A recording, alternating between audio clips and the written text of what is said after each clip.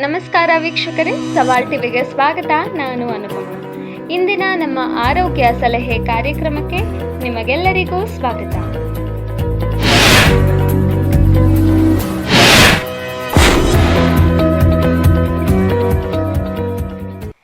ಜ್ವರ ಬಂದಾಗ ನಮಗೆ ಯಾವುದನ್ನು ತಿನ್ನಬೇಕು, ಯಾವುದನ್ನು ಬಿಡಬೇಕು ಅನ್ನೋ ಗೊಂದಲ ಇರುತ್ತೆ.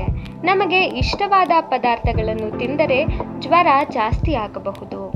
ಹಾಗಾದರೆ ಜ್ವರದ ಸಮಯದಲ್ಲಿ ನಾವು ಯಾವ ಆಹಾರಗಳಿಂದ ದೂರ ಇರಬೇಕು ಅನ್ನೋದನ್ನು ಇವತ್ತಿನ ವಿಡಿಯೋದಲ್ಲಿ ತಿಳಿದುಕೊಳ್ಳೋಣ.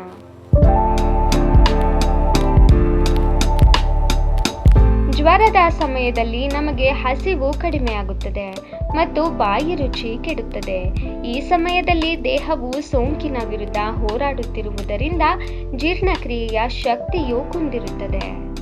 ಆದ್ದರಿಂದ ಚೇತರಿಕೆಯನ್ನು ನಿಧಾನಗೊಳಿಸುವ ಅಥವಾ ಆರೋಗ್ಯವನ್ನು ಮತ್ತಷ್ಟು ಹದಗೆಡಿಸುವ ಕೆಲವು ಆಹಾರಗಳನ್ನು ಕಡ್ಡಾಯವಾಗಿ ತಪ್ಪಿಸಬೇಕು. ಎಣ್ಣೆಯಲ್ಲಿ ಕರಿದ ಯಾವುದೇ ಪದಾರ್ಥಗಳನ್ನು ಈ ಸಮಯದಲ್ಲಿ ಸೇವಿಸಬಾರದು.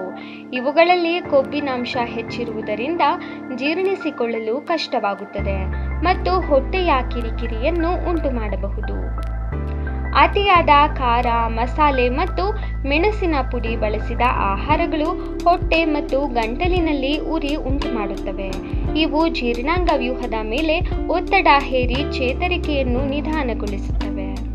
ಸಕ್ಕರೆ ಅಂಶ ಹೆಚ್ಚಿರುವ ಆಹಾರಗಳು ರೋಗ ನಿರೋಧಕ ಶಕ್ತಿಯನ್ನು ತಾತ್ಕಾಲಿಕವಾಗಿ ಕುಗ್ಗಿಸಬಹುದು ಮತ್ತು ದೇಹದಲ್ಲಿ ಉರಿಯೂತವನ್ನು ಹೆಚ್ಚಿಸಬಹುದು. ಬಿಸ್ಕೆಟ್ಸ್, ಕೇಕ್ ಮತ್ತು ಕೃತಕ ಸಿಹಿಯುಕ್ತ ಪಾನೀಯಗಳಿಂದ ದೂರವಿರುವುದು ಉತ್ತಮ.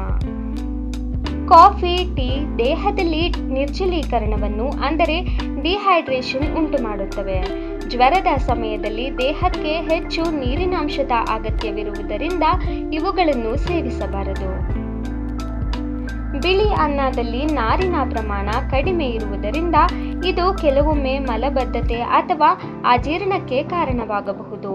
ಜ್ವರದ ಸಮಯದಲ್ಲಿ ಜೀರ್ಣಕ್ರಿಯೆ ನಿಧಾನವಾಗಿರುವುದರಿಂದ ಹೆಚ್ಚು ಅನ್ನ ಸೇವಿಸಬಾರದು.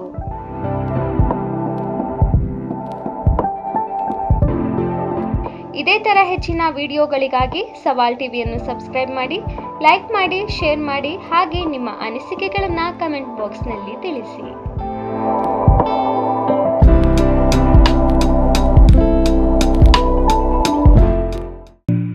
ಸವಾಲ್ ಟಿವಿ ಸದಾ ನಿಮ್ಮೊಂದಿಗೆ.